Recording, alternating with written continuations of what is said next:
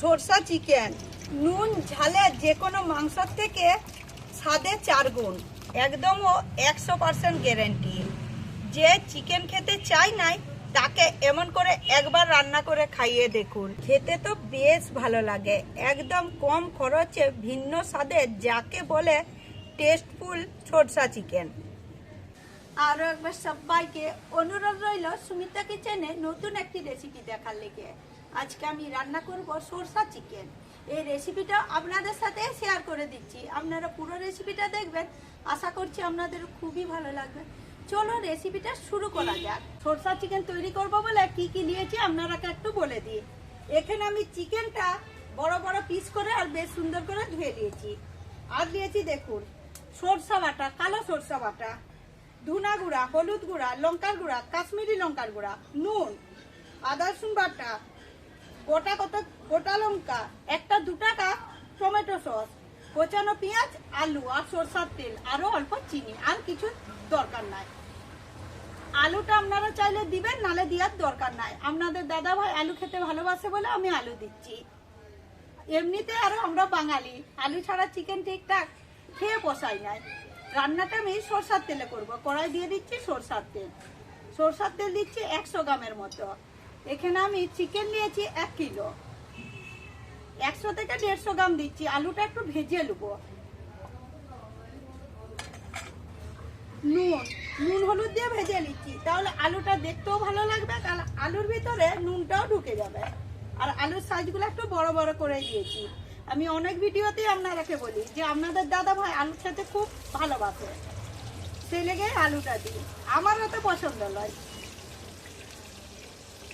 আলুটাও লাল লাল করে ভেজে দেবো। একঘেয়ে আমি চিকেন না রান্না করে এমন করে একবার রান্না করে খেয়ে দেখবেন, খেতে তো বেশ ভালো লাগে, একদম আলাদা স্বাদে। আলুগুলো একটু নেড়ে চেড়ে লাল লাল করে ভেজে নিয়েছি। এরপর তুলে দিচ্ছি। যে থালাটায় কোচানো পেঁয়াজ আছে ওর একটা সাইড করে রেখে দিচ্ছি। কে কে আলু দিয়ে চিকেন খেতে ভালোবাসেন আমাকে একটু কমেন্টে জানাবেন, আপনাদের দাদা ভাইয়ের মতো। ফোড়নে দিচ্ছি গোটা 4 গোটা লঙ্কা। আপনারা চাইলে গোটা গরম মশলাও দিতে পারেন। কোচানো পেঁয়াজ,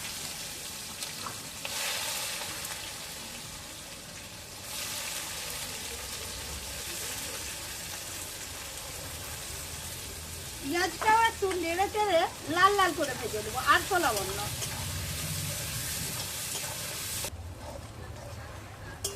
পেঁয়াজটা একটু 800 লবণ করে ভেজে নিয়েছি। এরপর দিয়ে দিচ্ছি ধুয়ে রাখা চিকেনটা। চিকেনটা একটু এইভাবে নিংড়ে নিংড়ে দিচ্ছি, তাহলে জলটা থাকবে না, কি তলের মধ্যে রয়ে যাবে।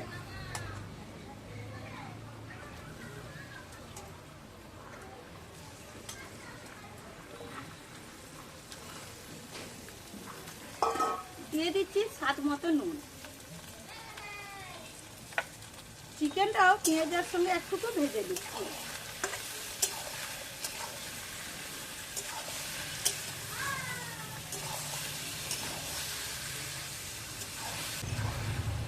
এমন করে খানিকক্ষণ লাড়তে লাড়তে যখন দেখবেন মাংসতে একটা জল বেরোয়, ওটা মরে গেছে, তখন দিয়ে দিচ্ছি আদা রসুন বাটা। আমরা যে 1 কিলো মাংসতে আদা রসুন বাটা দিই, ওর থেকে একটু কম দিবেন পরিমাণে। দিয়ে দিচ্ছি হলুদ গুঁড়া, দিয়ে দিচ্ছি ধুনা গুঁড়া, দিয়ে দিচ্ছি লঙ্কার গুঁড়া।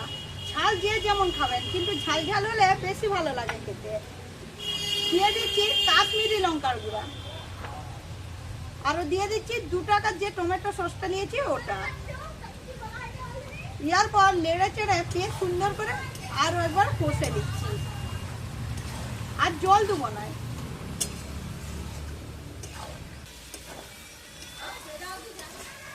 কষার সময় 1 ফোঁটাও জল দিই নাই, সেই লেগে জলটা একটু ধরে ধরে গেছে।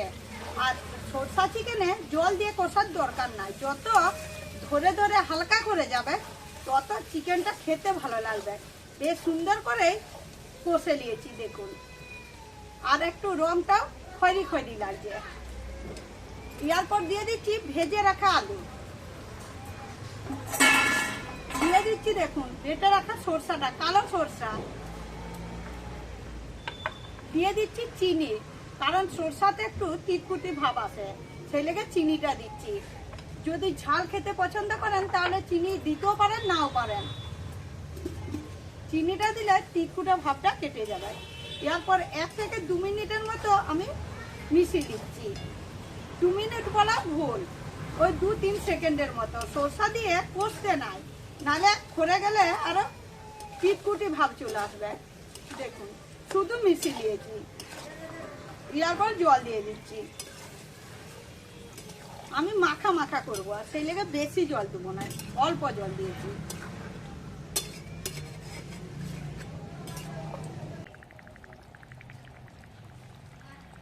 এরপর ঢাকা দিয়ে উনানের তাপটা একদম হালকা রেখে দেবো। যে আগুনটা হয়েছে উয়াতে আলু আর মাংসটা সিদ্ধ করে দেবো, আর জাল দেবো না। 10 মিনিটের মতো ঢাকা দিয়ে মাংস আর আলুটা সিদ্ধ করে দিয়েছি। এরপর ঢাকাটা খুলে আপনারাকে দেখাচ্ছি। দেখুন বন্ধুরা, এখনো বেশ সুন্দর ভিটভিট করে ফুটছে। হালকা তাপে রান্না করবেন, খেতে বেশ ভালো লাগে। আরও তো কাঠের উনানে। এরপর উপর থেকে কিছুটা ধনা পাতা আমি ছিঁড়ে ছিঁড়ে দিয়ে দিচ্ছি।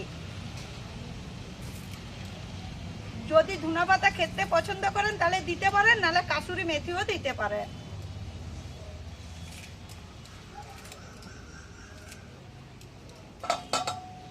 একটু ধনা পাতাটা লেড়ে চেড়ে মিশিয়ে আর ঢেলে দেবো।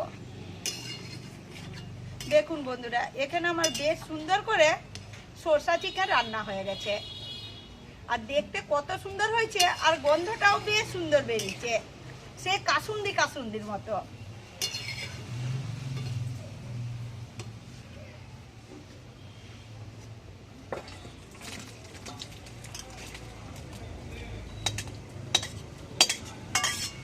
দেখুন বন্ধুরা, সব সরষা চিকেনটা জাম্পাটির মধ্যে ঢেলে নেওয়ার পর আপনারাকে কাছের থেকে দেখাচ্ছি। আপনারাই পুরো রেসিপিটা দেখার পর কমেন্ট করে বলবেন আজকে আমার সরষা চিকেনটা কেমন হয়েছে, আর পারলে একবার ট্রাই করে খাবেন।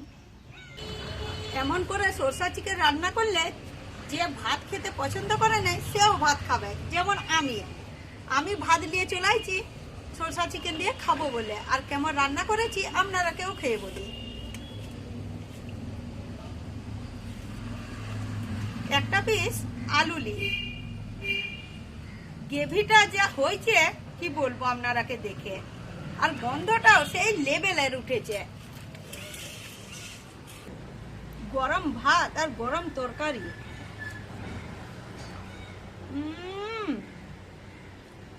বেদম সুন্দর হয়েছে বন্ধুরা, বেদম। বন্ধুরা, আজকে আমার সরষা চিকেনের রেসিপিটা দেখার পর যদি আপনাদের একবার হলেও ভালো লেগে থাকে তাহলে আমার চ্যানেলটা সাবস্ক্রাইব করে শেয়ার করতে ভুলবেন না। এইরকমই নতুন পুরনো দিনের ভিডিও দেখার লেগে নতুন পুরনো বন্ধুরা যে যেখান থেকে দেখে থাকেন তাদেরকে আমার আন্তরিক ভালোবাসা আর অসংখ্য অসংখ্য ধন্যবাদ।